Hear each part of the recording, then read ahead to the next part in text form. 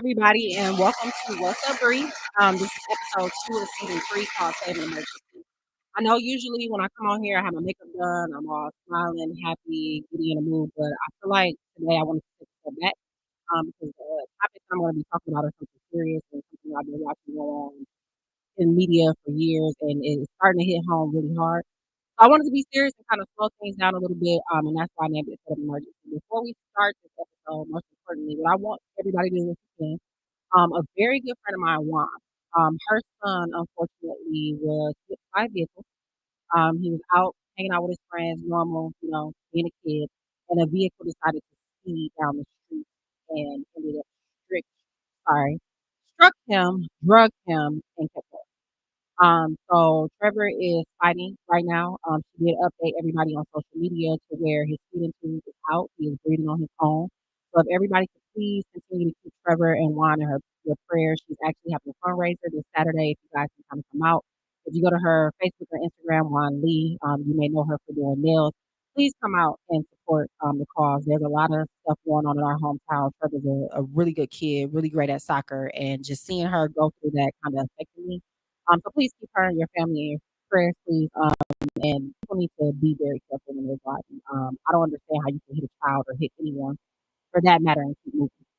So I wanted to start the episode off with that. So please keep my friend, her son, and her family in your prayers. So moving forward, if you have been on social media, it has been things that have gone on for years. We've seen the Columbine mass shooting. We've seen so many things happen in America that it's ridiculous. So I think this one kind of shook people up a little bit.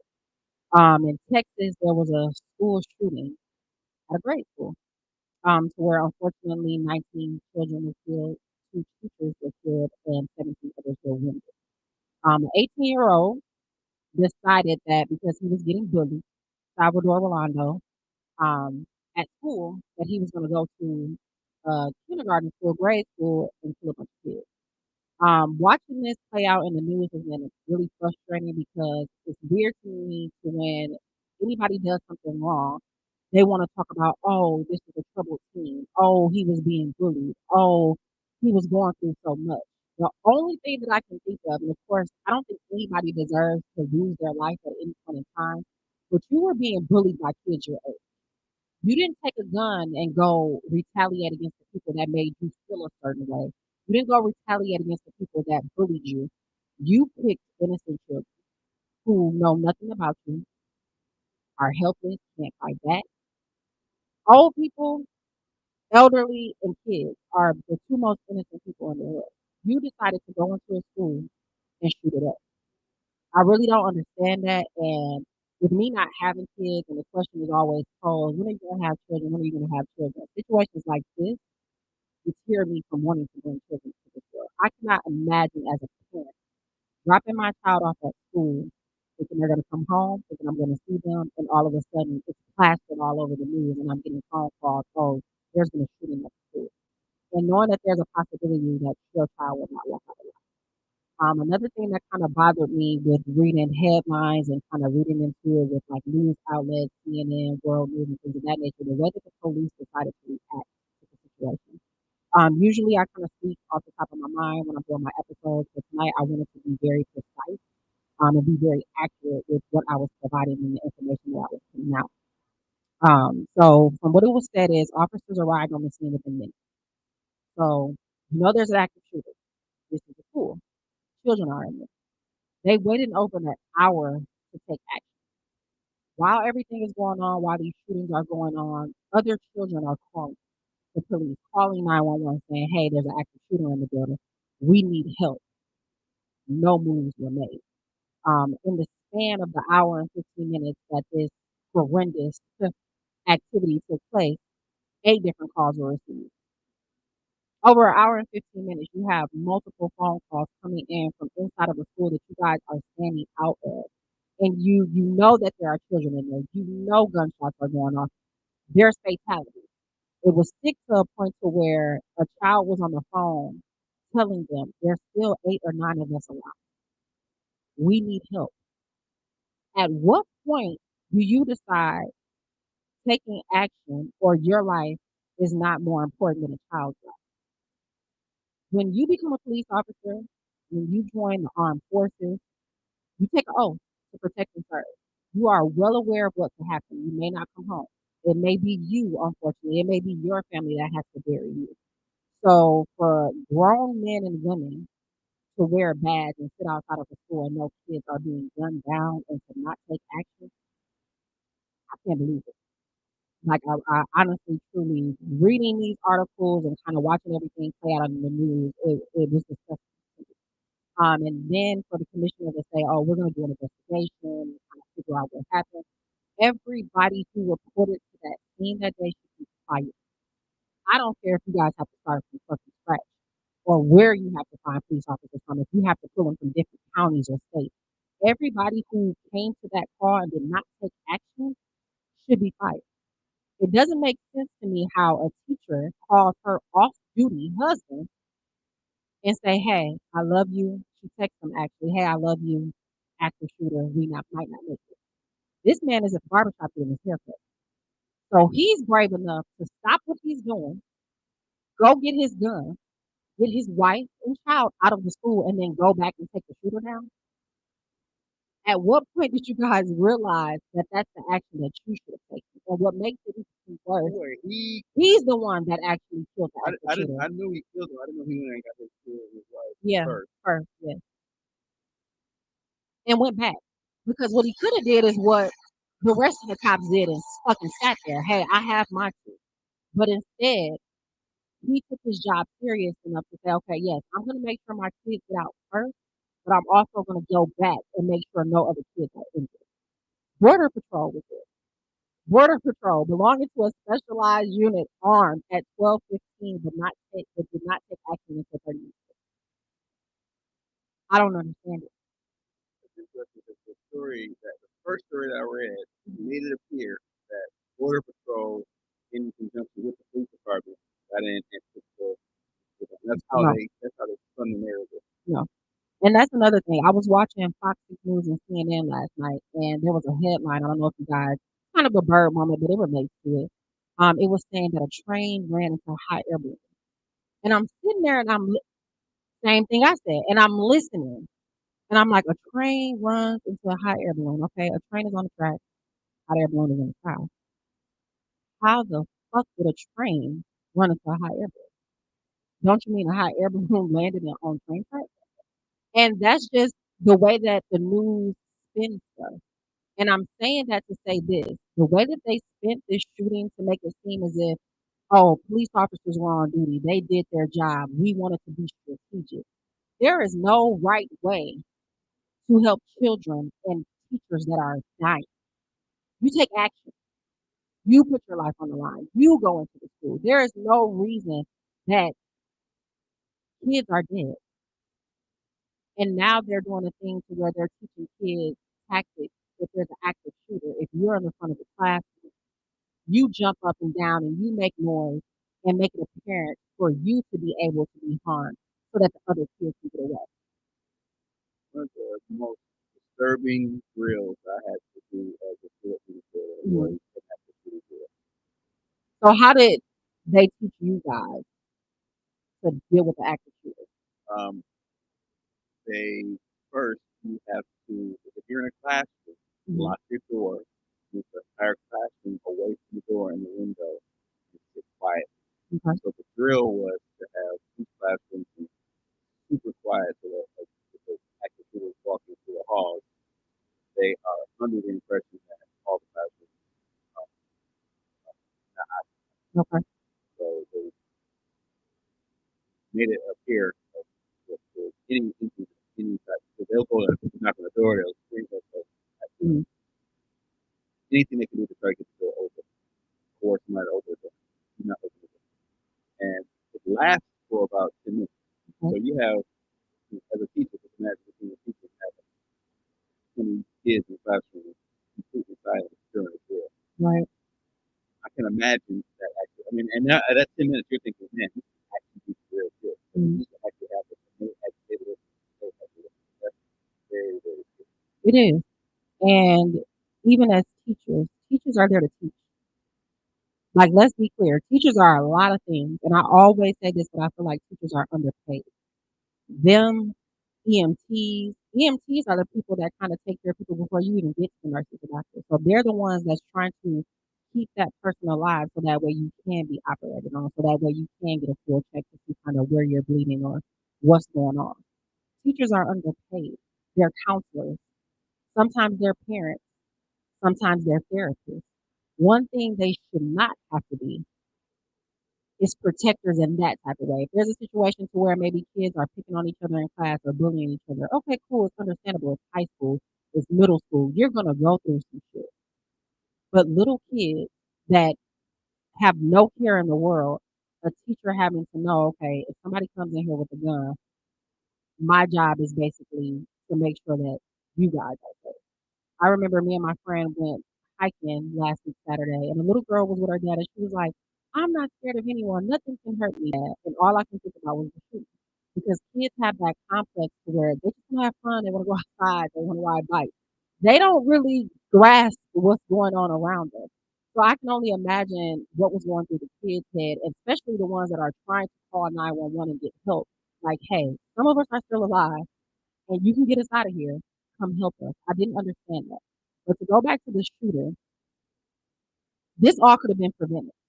Last year there was a situation to where he actually threatened people at the school that he was with, and kind of made the implement that if he was going to do something, shoot up the school, whatever, whatever. Police came. He was taken in. He was held for about 2 days. They took him to a mental hospital. They released. They interviewed friends, people saying that his mood changed. He would just flip out at any given moment. So these are signs that led up to this moment. He purchased guns and ammunition days after his 18th birthday. Um, and they said he was bullied over a speech impediment. Something that can be corrected with time as you get older, something that can be fixed. And it's like, we've all been bullied before, I think. When I was in high school, I was super skinny, awkward, didn't have a shape. Of course, everybody's seen the post where they said if you were dark skinned in school, it was bad. You was always a tar baby or a black this, black that, whatever, whatever. I've been bullied. We all have. Nothing has ever prompted me to want to reach out and harm anybody else, especially not a child. So when the news tries to spin it, oh, he was bullied as a kid, or oh, he went through a lot. He was poor. He was living in poverty. That's not an excuse. I feel like some of the most successful people I know, or some of the most resilient people I know, have been through things as kids. Them going through bullying or them going through poverty made them want to work their ass off to where what I went through as a child does not have to affect me moving forward. I'm gonna break the cycle. I'm gonna make sure to where I'm not wearing bust down shoes or the same clothes, or I'm going to bed not being able to eat, or I don't have my own bed, I don't have my own room. You decide what your life turns out to be. You can shape whatever you want your reality to be growing older. It's a choice. He made a choice that day. And he actually turned 18 May 16th and purchased a weapon on May 17th, and days later decided to shoot a and I don't understand. And prior to all of this happening, everybody knows about the Buffalo supermarket shooting, to where that was racially motivated. So to talk about that a little bit, the 18-year-old Caucasian man researched the local demographic and drove to the area the day prior. So he stayed 2 hours away from where the shooting took place. And they were able to kind of get a 180-page document, they stated, of how he was going to plan out the shooting and exactly what he was going to do, what areas he was going to go to. So he intentionally targeted a race. And it's mind-boggling to me because everybody's like, oh, people grow up on hate, and then they're talking to his family, they're fully cooperating. But I need to know where he got this. This is something that he's seen. Racism isn't something that you're born with. You're taught this. You're conditioned to hate other races. That 180-page document was actually the author. He wrote that. They're trying to verify that it was him, Okay. but that's what it sounded like. Yes. I don't know nobody who really write 180 pages, let alone 18-year-old. And so that's what puts the question in there to where is this something that your parents conditioned you to? And now you're kind of taking the bait for it and the fall for it. Um, but yeah, His goal was when he spoke to the police was to kill as many African Americans as possible. Those were the exact words that came out of his mouth. I don't get it. 10 people were murdered. Um, they went through his laptop. He was visiting sites about white supremacy.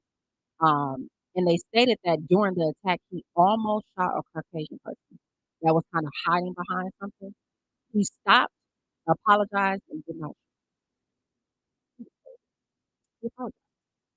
And this is just some of the things that are going on in the world, and it's so weird to me because when it comes to politics and politicians, you guys can put rules and standards about abortions and how a woman should or should not carry her body, but you cannot figure out the gun laws for shit. And it's all because it's money motivated. money and Yeah, because historically our nation has been built on the freedom to bear arms yeah, and to fight, to be able to fight to protect yourself. That's the majority of how this nation is built. So they're not gonna change that law. Unfortunately. They're not yeah, gonna they're change not. And then of course I was speaking to somebody the other day and we kind of had a conversation and they were saying mass shootings, well, what we consider as mass shootings, this is acceptable. And reason being is because population control, gun laws, and it makes sense to them at some point. I don't understand as to why an 18-year-old you can't drink until you're 21. You're technically weed is a big thing to where people are spending years in jail from drug laws. Usually the age to kind of become a person is 21, but at the age of 18, if I want to, I can purchase a long gun is what they call it. So those are the rifles, the AR-15s and shotguns. I can go buy one and just kind of be really me. And don't get me wrong, I totally understand as to why some people do carry guns. Because people are crazy and you do have to protect yourself, especially women. I talk about this all the time. I feel like if you are a woman, you should carry some type of protection, whether it's mace, a knife, a pistol, shit, a machete at this point, something, because we all know people just know how to put it and they don't act right. But when people are not programmed right, they're not taught properly as far as what guns should technically be used for, it should strictly be for protection. But a person made a comment to me the other day and they said, what's the first thing somebody says when y'all get into it? I'm gonna go get my gun and shoot you. It's not, oh, we can fight or we can have a intellectual conversation as to why we're not agreeing on something. I'm gonna go get my gun. And America has made it so easy for the gun to be the solution to every single last problem. I'm just gonna shoot you. even so much so that I'm gonna beat your ass means and get my gun. It's inferred. Like you already know that that's next. Yeah. It ain't just gonna be a fight because if you lose, they're gonna shoot. And that's the thing. Like I was just talking to my dad about it before I got here. I used to be wild as a young adult. What? Yeah. I went to 4 different high schools. I was ready to fight. And I remember a time to where me and a girl was arguing over some boy. Typical teenage girl shit. That I'm glad I grew out of. And she gave me her address and she was like, oh, pull up. And guess what me and my friends did? We pulled up. Luckily, my friends were paying attention because I could have lost my life that day because she had a hammer. And I did not know this. So I'm running up to fight her, and my friend's sister jumps in between us and says, "Nah, and she snatches something out the girl's hand. I'm like, "What the fuck going on? Like, what's going on?" She had a whole hammer.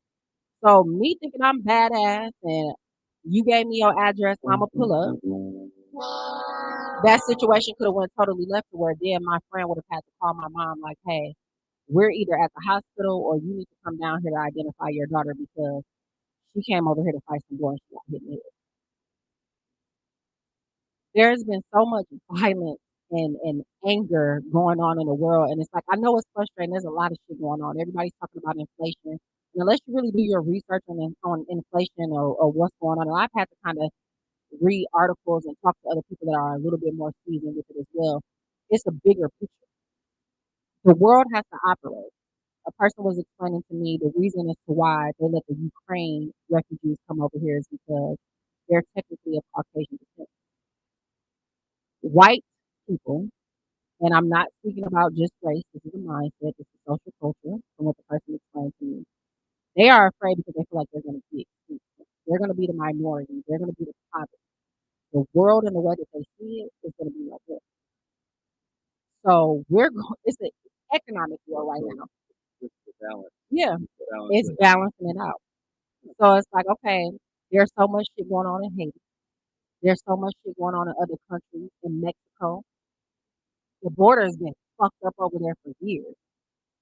We can't house them, but you can let almost 2 million Ukrainian people come over here. It's because they're technically of the Caucasian descent, which is why the abortion laws are going the way that they're going. And the person was kind of explaining to me too. Caucasian people get abortions all the time. We don't know about it though. They know people are in higher places to where it's not going to be on paper listed as an abortion, but that's exactly what they do. next year goes as it goes Mm-hmm. because 30 years from now, abortion it'll come back up. Yeah. It'll be allowed. And they make it seem as if it's just the minorities that get food stamps or live off of the government. Hell, we've all rolled past the Full Street Relief before. We know what the building looks like. And you see other races out there, but when it's talked about in the media, it's always the minority. They're the ones that don't want to work. They're the ones that want to just continue to have kids. And it's weird to me because I Googled the minority population, how many African Americans there technically are in the world. In 2021, they said we made up 13.4%. Ain't no fucking way to me that we only made up 13.4%. I see black people, African American people everywhere I go. And it's like, if that's 13.4%, well, damn. Right. But then I have to look at it this way. And another person was explaining to me, think about when they do census. So if you're a felon, you can't vote. So you're technically not counted. And then, of course, African Americans don't want to fill out that information anyway. So we may lie or we may not fill out at all. So we're technically not. It's weird to me how the world is working and shifting. And I feel like a lot of people just need to be aware. I'm getting myself aware. I'm reading. I'm changing my habits. I'm watching news. I've never used to watch news. And my excuse is always, every time you watch news, it's fucked up shit going on. I don't want to hear it. I don't want to hear about killings. I don't want to hear about shootings. I don't want to hear about, I don't care for politics. I definitely vote. I exercise my right to vote because I feel like that's very important. They make it so easy for you to be disqualified from making a choice of who can run the world, which really doesn't matter anyway because that's the money. Who is us? Joe Biden is. He's being paid to execute and push out plans that other people want to take place. He's just basically the face, the bad guy, somebody to blame, somebody to present this, but he's definitely not turning the wheel to this at all. Um, but yeah, I also Googled how many mass shootings has it been in 2022, and so far 213. 13 this year. Yeah, yeah, yes, yes, yes, yes, We're- yes. we're- Mm-hmm. we're- And that was gonna be my next thing. I made sure to look that up because mass shootings for us, we think, oh, that's just somebody want to shoot up a school, somebody shooting up a park, somebody shooting up a church. So, investigative assistance for violent crimes, 2012. This is what they made the rule for mass shootings: three or more killings in a single incident. That is considered a mass shooting.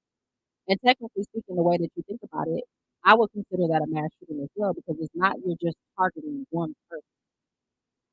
You out for blood, and 9 times out of 10, even if it's a simple situation to where somebody has cheated on you, and you like, oh, my heart is broken, my feelings are hurt. I'm about to pull up and kill every somebody. If you knew about it, I'm about to kill him. If your friend knew about it, just like with the situation with the girl Brittany, to where she tried to intervene with the domestic abuse situation and she lost her life. It's situations like that to where guns make people feel so powerful. The scariest person on earth can go buy a gun and pick up a gun and shoot somebody and make themselves feel tough. And I just want people to wake up, see what's going on around you, get prepared. A lot of people are saying, "Oh, we're about to go through a recession and things of that nature." Have you ever thought about when COVID was going on and the PPP loans were coming out? Everybody had money, everything was going on, and Why do you think gas prices are up? Making up for all that time that we been buying the gas. Why do you think grocery store prices are up? Where do you guys think that money came from? It was money we didn't have to begin with in the first place. We don't have money here. We're in debt. We're trillions of dollars. We're in You ever debt. see that sign on 43 or 94? Yeah. Every 5 seconds. Pay attention to it. See how much debt the U.S. is in. But this is the land of the free. This is supposed to be the greatest country on earth where everybody can go. You can make your dreams come true and everything can be awesome and great. This is the most fucked up country, to be quite frank. There's other countries to where you don't even have to pay for education, which you shouldn't. I have to go to school, get hundreds of $1,000s sometimes in student debt to be able to go into a career to where even if I do make decent money, I'm struggling the first couple of years. Like certain shows, like watching Grey's Anatomy, I didn't know residents only made probably about $60,000 a year. So for 5 or 8 years, I'm living off of a basic salary. I'm sleep deprived. I'm continuously having to learn and remember things and take tests and stay focused and stay on top of my game. And then when I finally make it to the point to where I can make money, it's like, okay, I'm gonna enjoy myself. I see why people are in debt. I see why people are out here buying extravagant cars. They're trying to find happiness in materialistic things. And I used to be one of those people too. I'm a girl. I do like nice shit. I will never stop liking nice shit. But I had to put my mind in a set to where, am I buying these things because I actually like it, or am I buying it to kind of make myself happy? Am I buying it to make up for something that I feel like is lacking in it? And don't get me wrong, I will still always possibly buy a Louis Vuitton bag or possibly buy me some nice shoes and things of that nature. But it's not a requirement or a necessity. And I feel like with that shooting that happened, the way that social media is programming people these days, it's like if you don't have a nice car or a foreign car, your car don't mean shit. I have a Lexus, and I say this all the time. It's a higher end Toyota. I don't want nobody else saying that shit to me, but I can say it because I know if you go and look at a 2022, 2021 Toyota from the back and the front, outside of the Lexus symbol, it looks just like a regular Toyota. Not a bad statement, but Yeah, I know what you mean. yeah, I mean, Toyota, like to me, Toyota is probably the most reliable car you can get. very Like reliable. people say Toyota and Honda. No, not Honda. Toyota. Toyota. Honda is like it got the reputation of a form, but I drove a Toyota without changing oil, without getting a tune up, without doing anything other than getting tires and brakes. And I drove it so it had 120,000 miles. And that's when I knew it. I had to get tune up because the car stopped running. Literally, And that was in the process. the only thing that I did on my Lexus is brakes and tires. No more Mm-hmm. changes. I haven't had to do anything dramatic. Like no thousands of dollars put into my car. Let me knock on something because I don't want to go outside if shit happens. But I haven't had to do anything, and I feel like even I got caught up in that with getting a Lexus. Don't get me wrong, love my car to death. But you can get caught up sometimes in social media, and it makes you feel as if you're less than. Just like with Salvador saying, "Oh, he was picked on about his speech in Texas." Take a speech class. There's ways for those type of situations to be corrected. Find solutions versus, and I said this today on my status, versus sulking in it and saying, "Oh, I'm being picked on, I'm being bullied, I'm a victim." So somebody bullies you and you go bully somebody else. It doesn't make sense to me. And it's weird because I see so many people talking about all the mass shootings that are going on and everything in the world, but nobody's talking about what's going on in our backyard. The city of Milwaukee is in a crisis. Wisconsin is in a crisis. Did you see that somebody interviewed the Kia boys and then put it on YouTube? Prime example for that. Like, we have teenagers that think it's okay to steal people's cars and joyride and crash them and either kill themselves or hurt somebody else, or they gather their friends and they're riding around and they get injured too, and nobody is doing anything about it. Where are the parents in this situation at this point? And then the police are either chasing them to where they are crashing, or it's a situation to where, oh, we'll just give them a slap on the wrist or put them in juvenile detention, then we'll let them out. And guess what? They're getting out and doing the same thing. It's like a repetitive cycle. And when I was watching like a snippet of it, I didn't watch the full little documentary or whatever the guy did on YouTube. I am going to check it out to kind of see what was going on, but he said, "Stay dangerous. It's gonna be a bloody circle." Which leads me to believe, so you guys are out here stealing cars and joyriding and things of that nature, and these are things that people work hard for. There's one trick, and I did watch it. Mhm, It was more of a big other on what. mhm, But I did wait to hear what the response was regarding your mother, your parents, how you did it. mhm. And two of them was like, well, you don't know what I'm doing, but you know I got a case for it. I got one case for it. Then she's They both aware. said it. Yeah, they both said that because they got pending cases regarding it, but they're still out there doing it. Love your children. It starts at home. I'm not a parent. I was raised by a single mother. I watched my sister raise my nephews. I watched my friends raise their kids. And a lot of these kids in the world that are doing mass shootings, or even adults that are doing mass shootings, it's the lack of love. They feel like they're lacking something and they're frustrated. And that's one thing that I had to teach myself. Find happiness in something else. Instead of thinking about materialistic things or getting the girl of your dreams or the guy of your dreams or chasing money, find happiness within yourself first and foremost. Self love is the best love that you can have. Because if you love yourself enough, what somebody else says about you, how somebody else treats you, it won't hurt us. We're all human, so there's things that are going to be said, there are things that are going to be done that's going to hurt us, that's going to affect us, that may make us cry. But love yourself enough to where past and beyond all of that, it's not going to send you into a snap state of mind to where you feel like the best thing that you can do is shoot up a fucking school, shoot up a subway, go into a hospital and shoot it up. That shit happened today.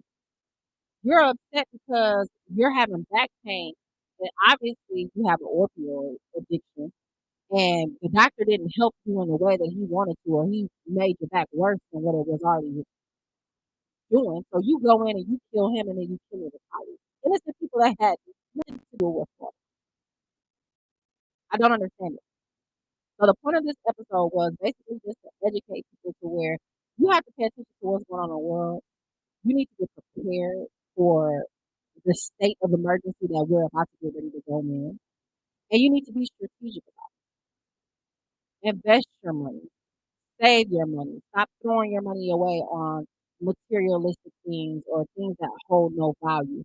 Educate yourself. Reading is very fundamental. I've always loved to read, but even now more than ever, I am getting into books. Books that are talking about spiritual guidance, ways to push yourself forward, ways to become a millionaire, ways to handle anger. Meditate, do yoga, go on, whatever it is. Do something that's going to make it to where if you feel as if you're having a hard time or you're at that point of breaking down or you don't want to do it no more or you feel like you're about to snap, find a safe place to find a safe haven and bask in it. Um, there's too many killings going on.